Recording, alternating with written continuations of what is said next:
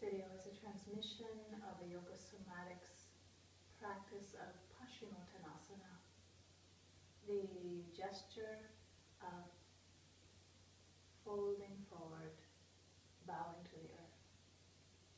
So it's quite a simple one, but there's some small variations that one can work with. Paschimottanasana classically is simply the legs extended. In more modern versions of yoga, most often you'll see the feet together or the feet flexed. In yogaSOMATIcs, that you can have feet together if you like. Although I'm encouraging students to have a little bit of space between the feet and have a natural extension of the legs. First, to simply notice that.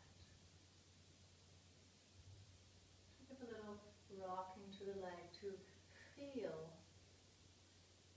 legs upon earth. And we begin much like we do with balasana, the gesture of the seed child.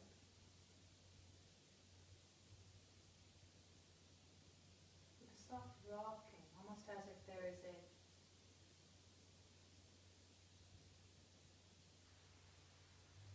wave-like motion that moves through the spine and connects. You can almost imagine there is an energy coming up the backs of the legs, up the spine to the top of the head,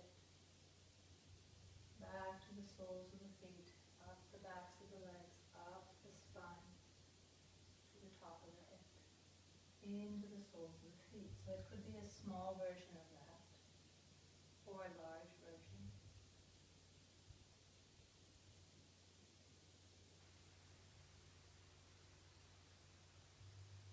And imagine that you could milk open the backs of your legs with this motion. You could milk open the back of your spine. Just to where it feels that you come to feel a healthy, comfortable sensation up the backs of the legs and up the back of your spine.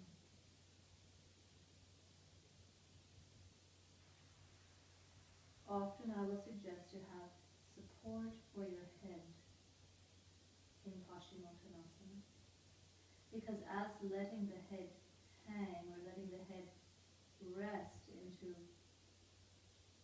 some support, the back body will release more.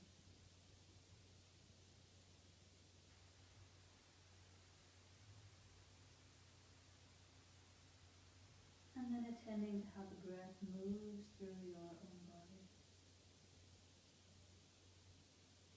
You may find that it feels natural to imagine that you're in a canoe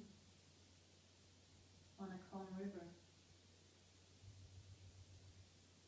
and rocking a little bit side to side. And notice as you rock to one side how you can give the smallest reach, like a feeler, like an antenna out through the toes of the other side.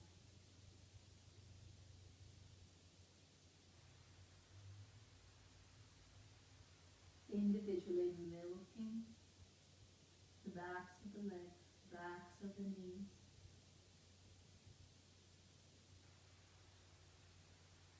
Begin to bring some movement into the feet and the ankles, as if you could pump some of that lymph and pump some of that fluid from the ankles. It often gets quite congested here. You could pump that up the legs. You can also feel the same through the knees.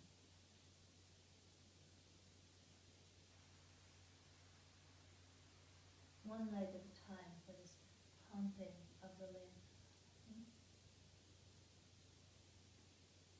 And try the other side.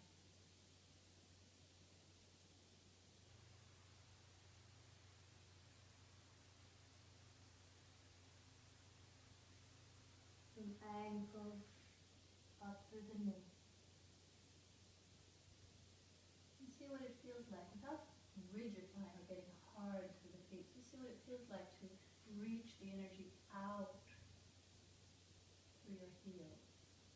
Instead of flexing the feet and using the pulling back, what if you were to reach forward, reach out with your heels, and find that natural response of that comes back.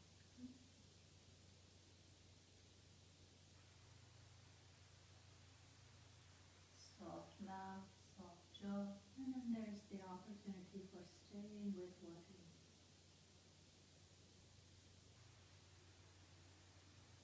If you flex your feet too harshly or pull against, you're going to actually create a resistance in the fascial tissue.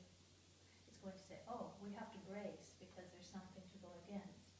So allow, if you're going to play with that 70% of a stretch that you may feel here, allow it to be a pulsingness or a milking so that the tissue, especially the fascial tissue, has an understanding that we want to spread out.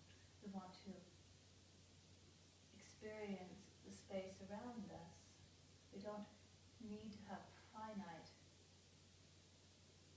borders.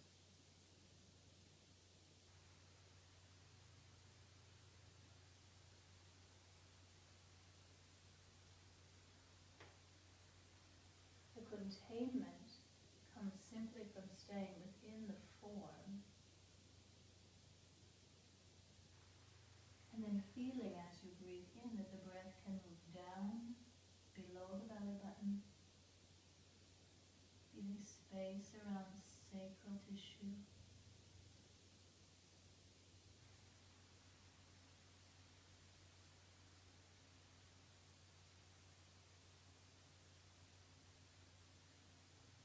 And you may even discover that there's a wave of the spine, an unwinding through the lower spine, the upper spine.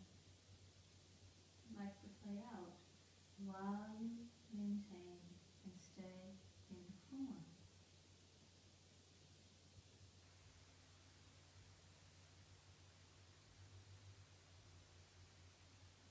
Reaching out through the heels or pressing through the balls of the feet, like you were stepping on the gas a little bit.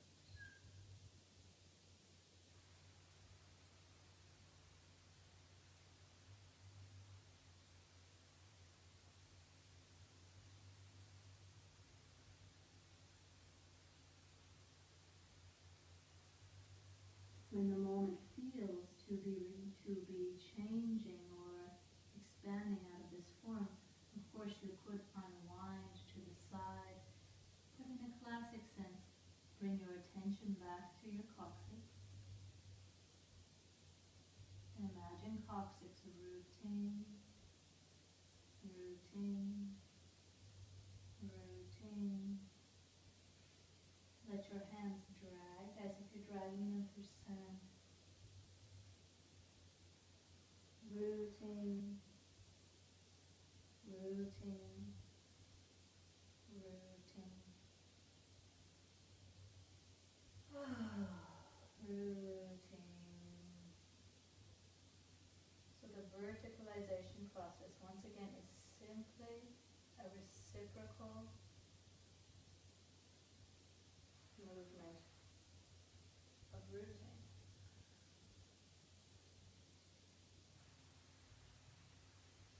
Rooting and blossoming coming together.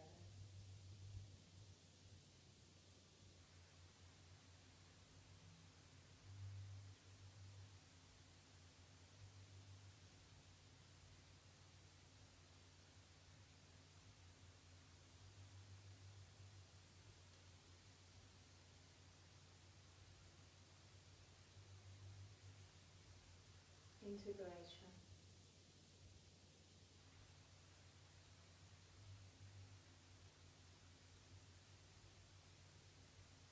Notice your breath.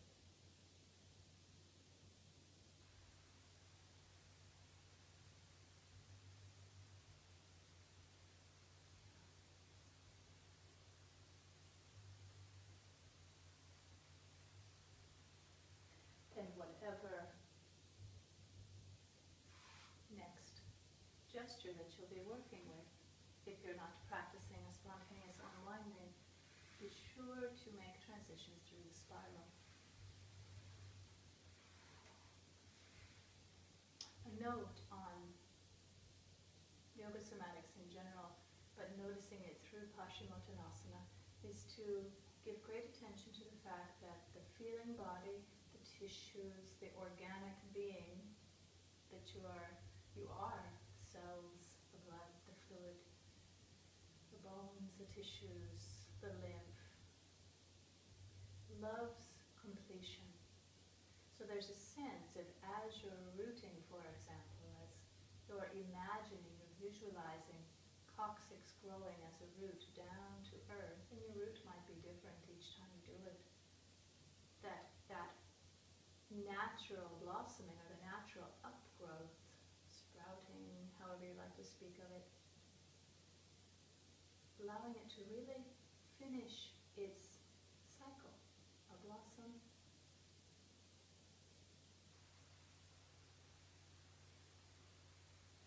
and then integration. Allow some breaths, just where you are. And then cycle to your next asana, whatever is following that. But the feeling body loves completion. And it gets a little agitated if we have to rush or we truncate a movement to go to force or to apply something else. So see if you can give yourself the time, allow your students the time, and also explain to them the relevance of completion of a movement, of listening to where that movement wants to go, and then integration or stillness. At first, integration will be something that we practice. Now, integration. As your practice matures and evolves, that integration simply is more like an opening up into the stillness of the moment, where there is not a decision to integrate or not integrate. It's just a dynamic stillness, a hovering in the moment.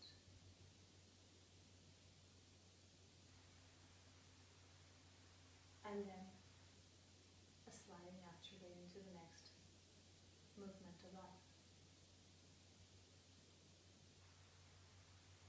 With Paschimottanasana, this gesture of softly folding forward, many people will be quite stiff in the spine, so they can also use a bolster.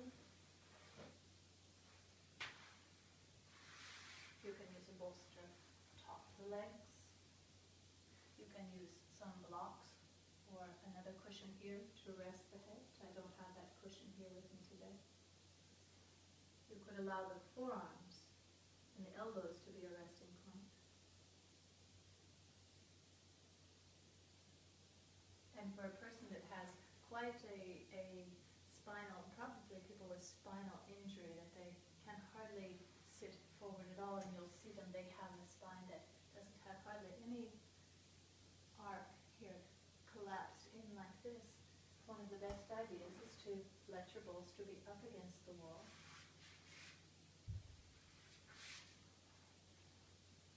And invite them simply to sit upward like this, letting their tailbone and sacrum, that part needs to be in contact with the bolster. So beginning to allow them to cultivate a little bit of lumbar curve that may have been lost in accident or a trauma or a shutting down. So they can work with that. Rooting, lumbar curve, without them having to arch. Just this is quite enough for a person that is feeling very restricted in the lower back. Yeah.